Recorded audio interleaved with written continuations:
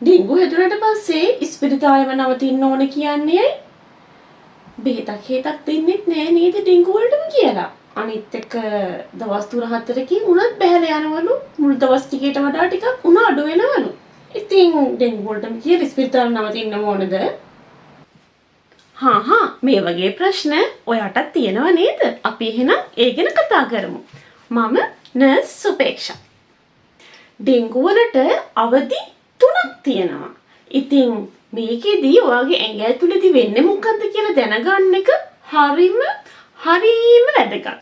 Dengue virus එක තියෙන මදුරුවේ ඔයාව දෂ්ට කරනවා. මේ දෂ්ට කිරීම හින්දා මදුරුවාගේ ඉන්න ඩෙන්ගු වෛරස් එක ඔයාගේ ඇඟේ තියෙන ලේ වලට ගමන් කරනවා. ඉතින් ඇඟට පිටින් වෛරස් එකක් ආවහම ඔයාගේ ඇඟ නිකන් ඉන්නවද? නෑ. ඉතින් මේ වෙලාවේ ඔයාගේ ඇඟේ තියෙන ප්‍රතිශක්තිකරණ හමුදාව මේ තියෙන ආව වෛරස් එකත් එක්ක එකතු වෙලා ෆයිට් කරන්න පටන් ගන්නවා. මෙන්න මේ ෆයිට් එකේදී මොනවද නිකුත් වෙන්නේ? කිමිකල් එකක් නිකුත් වෙනවා. මේකට අපි කියන්නේ ඉන්ෆ්ලමේටරි කිමිකල් එක කියලා. අපි කියමුකෝ සරල භාෂාවෙන් රසායන ද්‍රව්‍යයක් කියලා. මෙන්න මේ රසායන ද්‍රව්‍ය හින්දා තමයි ඔයාට මේ ඩෙන්ගු වල තියෙන රෝග ලක්ෂණ ඇති වෙන්නේ. ඉතින් මෙන්න මේ වෙලාවේ ඔයාගේ ඇස් වලට හරි දෙන්න ගන්නවා. ඔයාගේ කොන්ද කැක්කුමයි. ඒ විතරක් නෙමෙයි. තද්ද බල උණ. කෑම කන්න බෑ.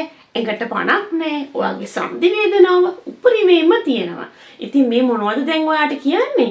ඔයාගේ ඇඟ ඇතුලේ ඔයාව බේර ගන්න ලොකු ෆයිට් එකක් යනවා.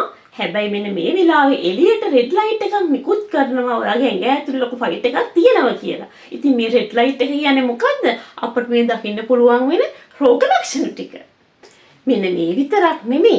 දවස් 3ක් විතර යනකොට ඔයා රුධිර වාර්තාවක් අරන් බැලුවොත් එහෙම ඔයාගේ රුධිරයේ තියෙන පට්ටිකා ඒ කියන්නේ ප්ලේට්ලට් ගොඩක් අඩු වෙලා.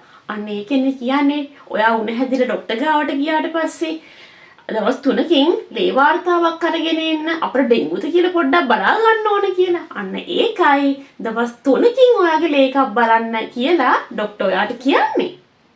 ඉතින් දවස් 3-4කින් ඔයාට මේ තිවිච්ච තද්ද බල උණ ටිකක් අඩු වෙලා යනවා. එතකොට ඔයාට හිතෙන්න පුළුවන් මුලදි වගේ නෙමෙයි දැන් මට ලොකු උණක් නෑනේ. උණ එන්න අඩු වෙනවා. ඉතින් මේ දවස් ටිකේ ඇඳටම වෙලා උණ හැදිලා හිටපු ඔයා දැන් බලනවා ඇඳෙන් නිවට බහැලා පොඩ්ඩක් වෙලපල ටික කරගන්න. ඒ විතරක් නෙමෙයි බෙඩරවත් යන්න නැතුව ගෙදරට වෙලා හිටපු ඔයා මට දැන් හෙට ඉඳලා වැඩට යන්න පුළුවන් කියලා හිතන්න පටන් ගන්නවා. ඒ විතරක් නෙමෙයි දැන් ඉතින් ටිකක් හොඳ වෙගෙන නේද ඉන්නේ. හොස්පිටල් එකට නම් යන්න ඕන වෙන එකක් නෑ. එහෙම කියලා ඔයා හිතනවා.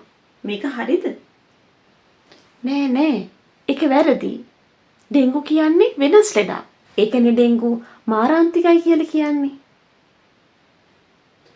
ඔයා උණ හැදිලා අමාරුවෙන් හිටපු පීරියඩ් එක කාල සීමාව ඉවර වෙනවත් එක්කම පටන් ගන්නෙ ඩෙන්ගු වල දෙවන අවධිය. ඒ කියන්නේ අතිශය තීරණාත්මකව ඔයාට ජීවිත අවදානමකට තුඩු දෙන්න පුළුවන්ම කාල සීමාව. ගොඩක්ම සැලකිලිමත් වෙන්න ඕන. ඒ වගේම ඔයා හොස්පිටල් එකේ නැවතිලාම ඉන්න ඕන මෙන්න මේ කාලේ. ඉතින් මෙන්න මේකෙදී මම අර ඔයාලට කලින් කිව්ව නේද රසායන ද්‍රව්‍ය. අන්නේ රසායන ද්‍රව්‍ය ඔයාගේ රුධිර නහරවල බිත්ති මත ක්‍රියා කරලා ඒ බිත්තිවල තියෙන පාරග්‍රම්‍යතාවය permeability එක වැඩි කරනවා. මොකද්ද මේ permeability එක කියන්නේ? ඔයාගේ රුධිර නහර වලින් එක බට වගේනේ රුධිරය ඇතුලෙන් ගමන් කරන එක බට වගේ. මුළු ඇඟ පුරාම විහිදිලා තියෙන. ඉතින් මෙන්න මේ රුධිර නහරවල බිත්ති වලින් එළියට සාමාන්‍යයෙන් තරලේ කාන්දු වෙන්නේ නැහැ. හැබැයි ඩෙන්ගු වලදී මෙන්න මේ දෙවෙනි කාල සීමාවේදී ඩෙන්ගු වලදී ඒ ඇතුලේ තියෙන තරලේ එළියට කාන්දු වීමක් සිද්ධ වෙනවා.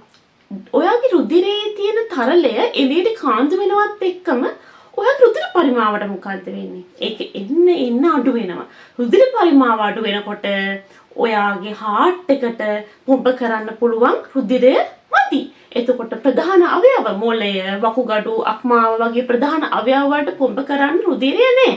ඒ අවයව වලට ඔක්සිජන් මදි. ඒ විතරක් නෙමෙයි ප්‍රධානම දේ.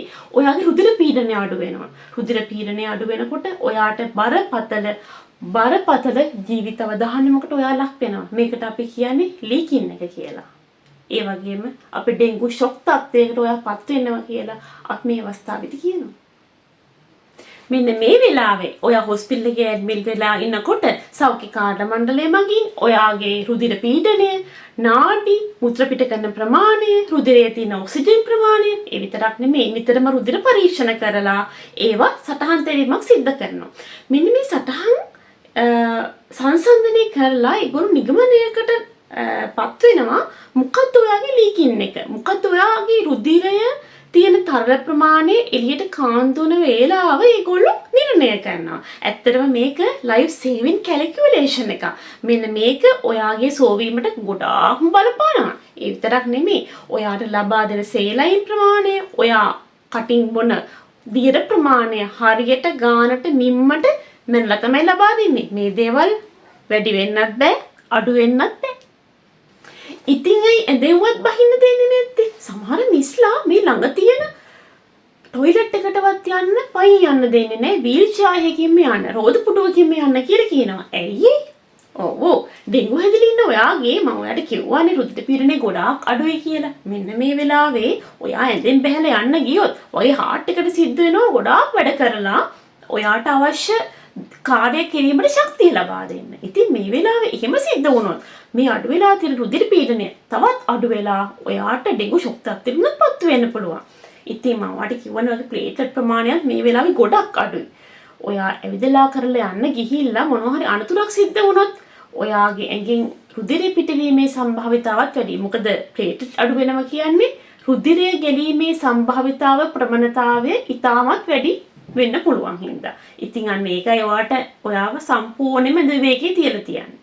ඒ විතරක් නෙමෙයි ඔයාගේ ශක්තියත් වැඩ කිරීමට පුළුවන් හැකියාවත් මේ දවස්වල ගොඩක් අඩුයි. ඉතින් ඇඳට වෙලා රෙස්ට් කිරීම මගින් ඇඳට වෙලා විවේක ගන්න ප්‍රමාණය මගින් තමයි ඔයාගේ රිකවරි එකට ඔයාගේ සුව වීමට හේතු කාරණා සකස් වෙන්නේ. අනිත් එක ඩෙන්ගු ලෙඩෙක් කියන්නේ ඇස්මානේම තියලා බලා ගන්න ඕන ලෙඩෙක්. මොකද හදිසි අවස්ථාවකදී ක්‍රියාත්මක වෙන්න. අන්න ඒකනේ ඩෙන්ගු හැදිච්ච ඕගොල්ලෝ හොස්පිටල් එකේ ඇස්මානේම තියාගෙන ඉන්නේ. දැන් ඩෙන්ගු හැදිලා දවස් 7-8ක් විතර ගියාට පස්සේ එන්නේ ඩෙන්ගු වල 3 වෙනි අවධිය. ඉතින් දෙවැනි අධීරයේදී ඔයාගේ ඇඟේ රුධිර නහර වලින් එළියට ගිහපු තරලය දැන් හිමින් ඔයාගේ රුධිර නහර වලට උරා ගැනීමක් සිද්ධ වෙනවා. මේ වෙලාව අපි කියන්නේ රිකවරි අවධිය කියලා. ඔයාව සුව වෙමින් පවතින අවධිය. ඉතින් මම ඔයාලට කලින් කිව්ව නේද සෞඛ්‍ය කාර්ය මණ්ඩලය නොදැනුවත්වම වැඩිපුර තරලය අපට ගන්න බෑ. අපි ඕන් නොදැනුවත්ම වැඩිපුර දෙයක් ඖෂධ පානයක්, හැඳ වර්ගයක්, සුප් වර්ගයක්, බෙහෙත් වර්ගයක් මොනවා හරි නොදැනුවත්ම අරගෙන තිබුණොත් මෙන්න මේ වෙලාවේ ඔයාගේ ඇඟේ තරලය එක්රැස් වෙන්න පටන් ගන්නවා. ඉතින් තායකට අපි කියන්නේ ෆ්ලුයිඩ් ඕවර්ලෝඩ් වෙනවා කියලා. මේක ගොඩාක් බලපාන පුළුවන් ඔයාගේ පෙනහළු වලට. පෙනහළු වල තරලයේ එක්රැසීම හින්දා ඔයාට බරපතල හුස්ම ගැනීමේ අපහසුතා සංකූලතා ඇති වෙන්න පුළුවන්. මේක ඩෙන්ගු වලින් පස්සේ ඇතිවෙන අති විශාල සංකූලතාවයක් ගොඩක්ම ජීවිතයට හානි කරන්න පුළුවන් දෙයක්. අන්න ඒකයි අපි ඔයාලට කියන්නේ ලබා දෙන උපදෙස් හරියාකාරව පිළිපදින්න, ඒ උපදෙස් අනුව කටයුතු කරන්න, හිතුමතේ දේවල් කරන්න එපා කියලා. ඒ වගේම මට රෝගීන් කියනවා අහලා තියෙනවා, ඒ වගේ මට ගොඩක් අය කියලා තියෙනවා ඩෙන්ගු වලින් බේරෙන්න නම් මගේ රුධිර පට්ටිකා මට්ටම, ඒ කියන්නේ ප්ලේට්ලට් කවුන්ට් එක වැඩි කරගත්තොත් හොඳයි කියලා. මොකද ඒ හින්දා ඒගොල්ලෝ එක එක ඖෂධ කරා යනවා, කැඳ වර්ග සුප් වර්ග කරා යනවා. කොහොමරි ප්ලේට්ලට් කවුන්ට් එක නගගත්තොත් නම් මට ජීවිත අවදානමක් නැහැ කියලා. හැබැයි මේ වීඩියෝ එක දිගට බලපුවාට තේරෙනව නේද? ඔයාගේ ජීවිතයට අවදානම තියෙන්නේ ඩෙන්ගු ෂොක් තත්ත්වයටපත් වෙන්නේ අර රුධිර නහර වලින් එළියට තරල කාන්දු වෙමින් හින්දා කියලා. රුධිර පට්ටිකා මට්ටමත් මේ රෝගයට බලපානවා තමයි. හැබැයි ඔයාගේ ජීවිත අවදානමකට විශාල වශයෙන්ම රුකුල් දෙන්නේ ඔයාගේ රුධිර නහර වලින් එළියට ගමන් කරන තරලයේ හින්දා ඇතිවෙන ඩෙන්ගු ෂොක් තත්ත්වයේ හින්දා. හොඳයි. එහෙනම් මේ වීඩියෝ එකකින් ඔයගොල්ලෝ මොනවම හරි දෙයක් දැනගත්තා නම් ඔයාලා දන්න හැමෝමත් එක්ක බෙදා හරින්න. ඒ විතරක් නෙමෙයි මටත් ධෛර්යයක් විදියට පල්ලෙහාන් කමෙන්ට් එකක් සහ ලයික් එකක් දාන්න අමතක කරන්න එපා. එහෙනම් ඔයගොල්ලෝ හැමෝටම ආයුෂ හෝම වේවා.